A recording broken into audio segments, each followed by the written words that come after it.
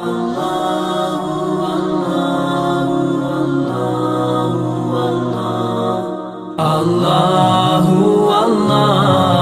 Allahu Allah, Allahu Allahu Allahu Allah. Nah, apa yang akan kita cari? Aga melalui TV yang akan kita bawa. Alladzi khalaqal mauta wal hayata liyabluwakum ayyukum ahsanu amala. Telah aku ciptakan kehidupan dan kematian itu liyabluwakum, ujian bagi kamu. Siapa yang terbaik? Ayyukum ahsanu amala. Orang-orang senantiasa yang berlomba dan berlomba dalam kebaikan. Persoalan hidup bukan persoalan 100 tahun umurnya, bukan. Persoalan banyaknya amal yang pernah dia lakukan. Jadi hidup di dunia hanya santai saja, seadanya saja, tidak usah terlalu gimana gitu. Betul tidak? Engkau tahu napi pejabat, napi CD pejabat, matojo nilonna. Nggak usah sombong. Tidak ada batas kita sombong dan banggakan, karena semua akan kembali kepada Allah Subhanahu wa taala. Bahkan Nabi dan falsafat orang Bugis, bone, anakku, alaku sifatnya peje, magir peje itu garam, masempu nama roa, 10 deli di pasai, liwan ye gana. Betul. Tapi coba lihat itu garam mana, namo maga kesini na sudah kajue. Kalau tidak ada garamnya tidak terasa itu masakan. Biar bagaimanapun masakannya itu daging, kalau tidak ada garamnya tidak terasa itu masakan. Artinya na itu garam masempu nama roa, tapi matandra keguna. Anak sederhana pakaianmu, sederhana wajahmu, tapi kalau tidak ada aku dicariku. Itu yang bagus. Engkau tahu nak kode gaga disapa di mana yanu, karena kalau datang bagus perasaan. Tapi engkau tahu selengkai apa kiri-kiri. Selalu masinggung kiri kanan. La ilaha illallah. Bagus ki perasaan. Makanya tenangkan hati. Jadilah pejabat yang tolong agamanya Allah Subhanahu wa taala. Betul. Jadi orang kaya, tolong agamanya Allah Subhanahu wa taala. Kaya jabatan yang kita miliki, dan tidak ada yang beda. Semua sama di hadapan Allah. Yang mampu membedakan adalah iman dan takwa kita di hadapan Allah Subhanahu wa taala. Yemiro bawang, tidak ada perbedaan. Tua muda sama, pejabat bukan pejabat sama, kaya miskin sama. Yang mampu membedakan adalah iman dan takwa. Makanya bergetar ketika rasnya Allah kita berdoa, ya Allah, Engkau bukakan pintu rahmatmu ya Allah, kebukakan pintu pamasitapmu. Nah, yang akan selamanya hidup cuma 3. Apa itu? Yang pertama, sedekahun jariyah, orang-orang senantiasa bersedekah. Yang kedua, ilmu yuntafa'u bih, memiliki ilmu yang bermanfaat untuk orang lain dan untuk agama. Yang ketiga, auladihan solihan yad'ula, yaitu memiliki anak yang soleh dan soleha yang mendoakan di mundri matina. Nah, sabab mata kita dekangan atau belaki. Ketika kita nanti dalam kubur, sendiri kita calaleta bawang, sendiri kita. Yang akan mampu menemani adalah anak-anak yang pernah kita ajarkan mereka tentang agama. Bu, Pak. Makanya yang kedua ingin saya sampaikan, didik anak dengan baik, didik anak dengan agama. Kenapa? Demi Allah kata Nabi, ada nanti orang tua diperiksa hajina mabrur, diperiksa sedekah liwai gana, diperiksa berjamaah rajin ke masjid. Tapi ada berkata malaikat, silakan masuk ke dalam surga ke pintu manapun kau suka. Setelah ingin masuk ke dalam surga, langsung ada orang manggil di belakang, tunggu dulu, tahan dulu itu bapak. Ini bapak saya kenal. Kenapa bilang tunggu dulu? Ada urusanku sama dia. Kenapa? Ini bapak saya akui dia rajin ke masjid.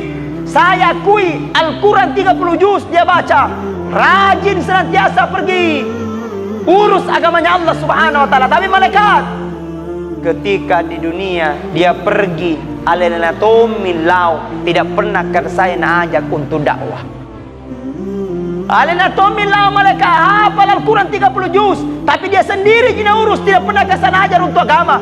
Bukankah kewajibannya kepada saya? Karena orang tua tidak pernah ajar tentang agama, maka saya lupa di depan Allah. Karena saya lupa malaikat, maka neraka bagianku. Malaikat, saya keberatan kalau orang tuaku surga, saya ke dalam neraka. Gara-gara anak menuntut, orang tua juga ditarik masuk ke dalam neraka. Kenapa? Tidak ada didik anaknya dengan baik, tidak kasih mengaji, tidak kasih masui mengaji. Nah itu mi paling utama, ibu, ngajinya dulu anak ta. Wih, subhanallah, bahagia perasaan kalau anak tak pintar baca Al-Quran. Nah itu modal. Modal. Ada berkata bilang ustaz, ada orang tua baru merasa bangga kalau ada anaknya jadi pejabat. Ada orang tua baru merasa bangga kalau ada anaknya jadi bupati. Minta maaf, saya tidak berkata dilarang masuk bupati, dilarang jadi pejabat. Tapi bagusnya berbangga juga kalau ada anak tak pintar baca Al-Quran.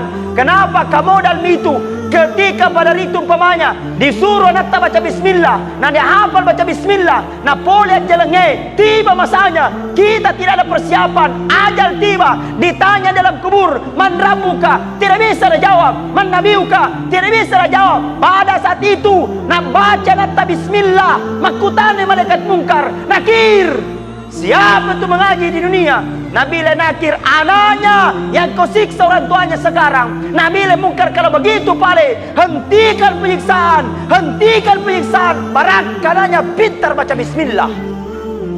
Baru bismillah, belum tidak bisa disiksa dalam kubur orang tuanya. Apalagi kalau hafal surah Al-Fatihah. Tidak apa-apa dikasih anak apa 500.000 kalau hafal ayat kursi dengan artinya. Betul. Tidak apa-apa dibelikan mobilan. Bagaimana dua bahaya ku sedim. Kalau nak hafal ki qul huwallahu ahad, qul a'udzu birabbil falaq, qul a'udzu birabbin nas, selama orang tuanya menghadapi pertanyaan mungkar wa nakir. Makanya kasih masuk. Tapi kalau dikasih masuk di situ di anak tadi TPA, ibu-ibu orang tuanya, bapaknya mengerti. Pak biasa tuh kasih guru mengaji, betul nih ure-ure nah, kasih nah pepeng anak ta di masjid menarana di masjid NMP, lainnya pura mana NMP. Nah kadang juara orang tua tidak mengerti ki bos.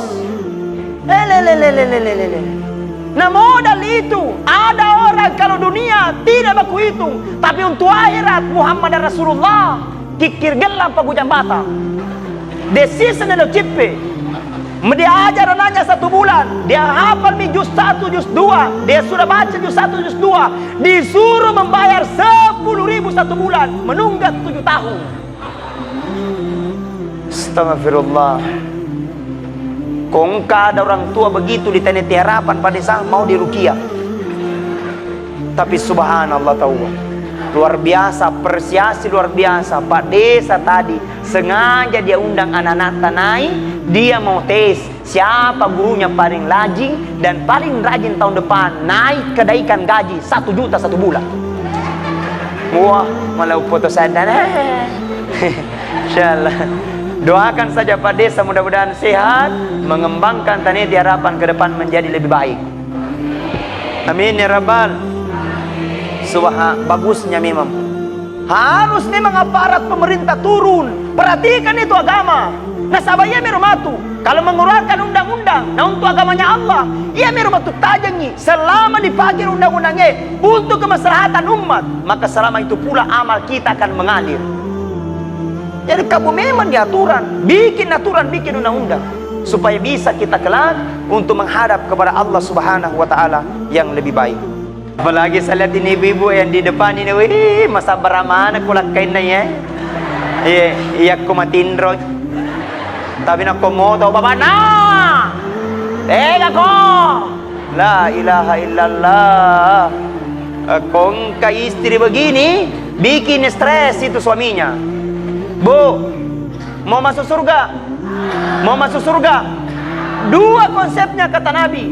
Apa itu? Yang pertama kata Rasulullah, barang siapa senantiasa menjaga sholat 5 waktunya, salat subuh, duhur, asar, maghrib, isya, 5 waktunya. Salat sunnah tidak mau, tidak usah.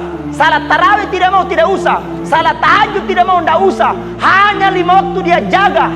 Kemudian yang kedua, menghargai suaminya apapun bentuknya. Maka kata Nabi, dia akan masuk ke dalam surga pintu manapun dia suka. Takbir. Alah. Mana ini? Aku masalah sembahyang tidak ada masalah, tapi hubungan kepada suami Muhammad Rasulullah.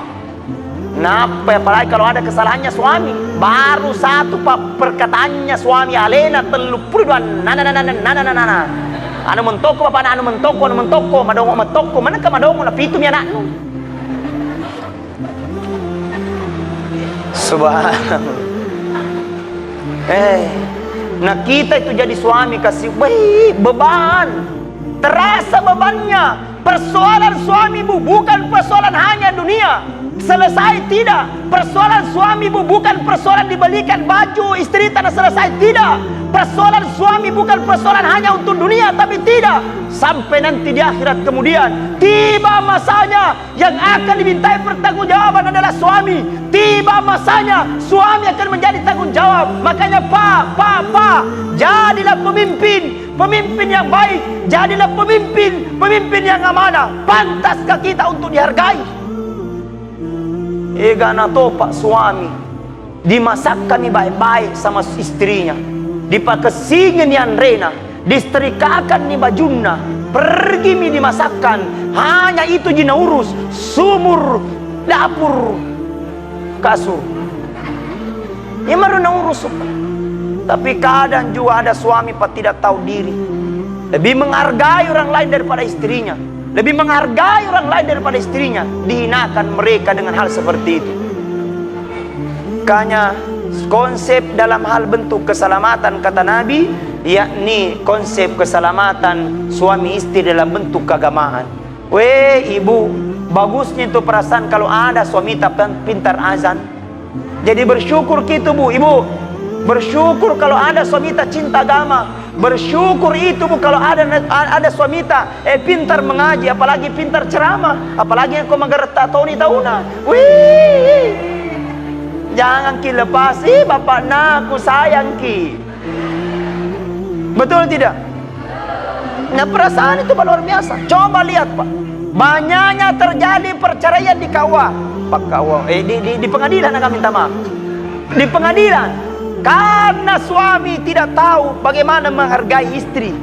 Dia pukul saja, apapun itu yang terjadi. Elo na challa bene na challa, mau keluar saja tanpa izin. Banyaknya terjadi seperti itu. Makanya kalau ada istri tak cinta dengan agama, ada suami tak cinta dengan agama, subhanallah. Makanya pak, diajar istri tak dengan baik. Paling utama diajarkan mereka tentang agama, diajarkan mereka tentang tauhid, diajarkan mereka tentang solat, diajarkan mereka tentang untuk menutup aurat. Karena kenapa? Kalau itu tidak lepas, maka kita tidak akan pernah lepas tanggung jawab nanti di hadapan Allah Subhanahu wa taala. Amin. Amin ya rabbal alamin.